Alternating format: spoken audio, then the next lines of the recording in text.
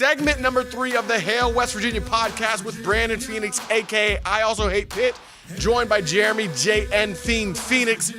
That is the Raspy Voice Kids. We are here to talk about the temperature of Jake Spavital's seat. How hot is it getting? Is he in trouble as he leads the West Virginia offense? Jeremy, what do you think? I think this year he is on the hot seat. I don't know if I agree with it. I personally don't really agree with it. I look at him and I see what he did last year, and I felt like he did a solid job. I think he did a good job.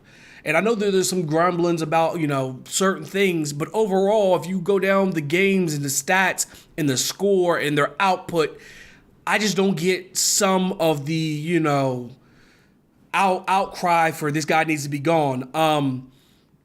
I know, the Will Grier, call. I mean, I'm not trying to hate, but a lot of people were upset with that. But I honestly feel like he is on the hot seat, but I don't think that he should be.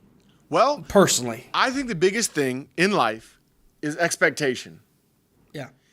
I always say that I would like to undersell and overdeliver. You never want to oversell and underdeliver. Now, I'm not accusing Jake Spavital of that at all. I'm not accusing Dana, West Virginia football, Will Grier, anybody. But fans got the impression that we were going to have the number 1 offense in the nation. It was going to be flawless without hiccups at all, and that's not what we got. But is that fair? And here's the question. Year? Will Grier's first year in the offense. Jake Spavital's first time being the offensive coordinator in Morgantown. Dana's first time not calling the plays. And we expected flawless execution with no hiccups? That doesn't make sense. And then look at the stats.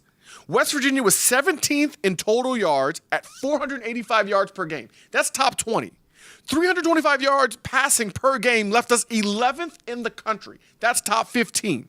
160 yards rushing per game, that's where we have trouble because that left us at 72nd in the nation. And a lot of people were not happy with that, especially coming off the Skylar years where we did better, as you can see from this graphic.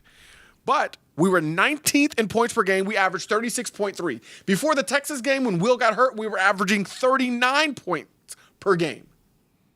However, as Stephen A. Smith would say,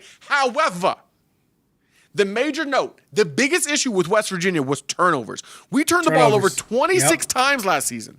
You know what that ranks us, Jeremy? Out of 129 teams, do you know what that ranks us? I didn't see it. 119th. But look at this graphic. But look at the graphic. And you know what we always say? Turnovers, when it's in a multitude like this, is coaching. And look at the graphic, though. Here's why this is interesting. People want to say Spav's on the hot seat. People want to blame Spav, but look at the graphic. Did this problem start with Jake Spavital? Did it start with Will Grier? The answer is no. We have been in the lower half of turnovers, as far as ranking in turnovers, for the last 4 to 5 years. With Clint, with Skylar, with Dana calling the plays, we've had the same issues that we're having now. This is not new. This is not Jake Spavital's fault. So who's it on? That's the question. Who's it on? What's it on? What do we have to do to make the adjustment? Because it can't stand. We cannot be successful. We can't reach the goals or the heights that we want to reach as a team. But here's the thing. If it keeps happening over and over again, year after year, that's coaching. Yeah, but Jake Spavital coached for 1 season. So how could it be? So to say over and over again is not fair because Jake coached for 1 year. So it's not okay. It's not on Jake, but it's on some part of the coaching tree. I agree. And that's what I'm saying to you. But when we say Jake Spavital's on the hot seat, because if you listen to Mountaineer Nation, so many people are mad at Spav. And they were mad at Spav before the injury. But Chad Grier even said that he didn't blame Jake for that call, that it was an excellent call. But hold up, before the injury, they had 31 against Virginia Tech, 56, 59 against 2 or lesser teams, okay? 56 against Kansas, 24 against TCU, 46 against Texas Tech, 38 Baylor, 39 Oklahoma State. Then we dropped down to 20 against Iowa State, then 28 against Kansas State. The last 3 games, 14, 31, and 14, all came without Will Grier at the helm. Like, look at the output. Spav's offenses are putting up numbers. Now, the big thing that you pointed to were turnovers. That is where I don't like, and the run game is huge too. But if you're talking about points, offense is supposed to score points, and every time they went over 30 points, except for one, let me count them up, 1, 2, 3, 3 times with Will Grier. And 2 times we had 24 and 28 points, and we never had under 20 points. So don't get me wrong, there's things where we can get better at. There's a few times where I was a little frustrated with some of Spav's calls too. But this dude is putting up huge numbers. The problem with last year was not solely on the offense.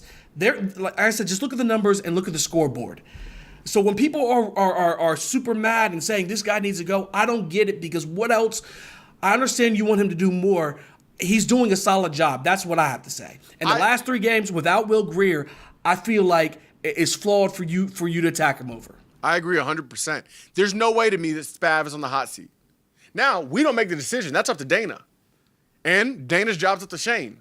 So it goes up the line on whether or not he's really on the hot seat. But I think if you're being objective and honest, there's no way Jake Spavital's on the hot seat. Based on the production that you just gave out, based on the statistics that we could see, that we were able to look at in that graphic, but also just based on common sense. A man does it 1 year and puts up the numbers that he did, he can't be on the hot seat. And we've already seen the progression that players make, quarterbacks make, in a Dana Holgorsen system. So the real test will be this year. What progress does Will make? What progress does his offense make? Do we do better than 72nd in the nation running the ball? And I believe we will, because every statistic, well, I shouldn't say statistic, but most prognosticators have Colton McKivitz and Quentin Spain as 2 of the top tackles in the Big 12. Who did I say? Quentin Spain. Yadni Kajust. I was like, Quentin Spain. We go way back. As the top tackles, 2 of the top tackles in the Big 12, with Yadni being the top tackle in the Big 12.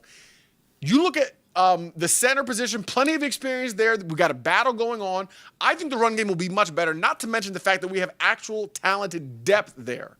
Whereas last year we had injury issues, and there seemed like there might have been some other behind-the-scenes turmoil that kept us from being great. I don't think we're going to have those issues. The other thing that we have an advantage as far as Jake Spavital is concerned is depth at wide receiver. We had tired wide receivers, especially at ends of games, even though they put up prolific numbers. This year, that should not be a problem. We have real depth, real talent to go behind the frontline starters. I think Jake Spavital is going to show the world why Dana brought him back to Morgantown. I really, truly believe that we have the chance of having the number 1 offense in the nation. And let me just say real quick, there's a lot of people who point to the Utah game and say, well, he had a month to prepare. Watch the game.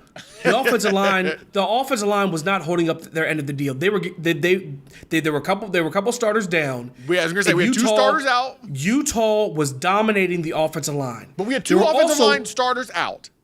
We had our starting running back out. We had our starting quarterback out. And also, so he didn't have time to throw the ball. Then there were a couple plays, even early on, there was 3rd and short. It was a perfect play call, a play that was guaranteed first down. I don't know if it was a rub or a little out. And our quarterback just missed him. He just missed him. He was open. It was a great call. He just missed him. I watched that game. There's a few times where I thought, good call, and we didn't execute. That's not on Spav. That's not on Spav. I know certain fans want it to be. It's not on Spav. Now this year, what goes down this year, there's no excuses. So we'll see. But last year, I honestly felt like he did a good job. And I mean, don't get me wrong, he wasn't perfect. There's a few times I was a little frustrated. But this outcry for Spav on the hot seat, I don't get it. I really don't. Nope. I think it's cool. I think his seat is cool. I think it's comfortable. I think he's in a position to do the things he needs to do to make West Virginia what we want West Virginia to be, which is a contender for the Big 12 title offensively. I believe that. And that's what we're going to get to see because, again, we have a backfield, we have an offensive line, we have a wide receiving core, we have a quarterback, tight ends included, that should make us the top offense in the Big 12. And it's time to see what Jake Spavital and the Mountaineers can be. Now that wraps up our segment on Spav, whether he's on the hot seat. We agree, he's not. But what don't we agree on? Well, whether or not we would prefer a title over beating our rivals. So, Mountaineer, would you rather win a title but never again beat our rivals, or always beat our rivals but never win a title? We have a full podcast. Podbean, SoundCloud, iTunes, TuneIn, wherever you want to listen, that's where the Raspy Voice Kids are. This is just a snippet. This is just a little bit. Go check us out. RVK.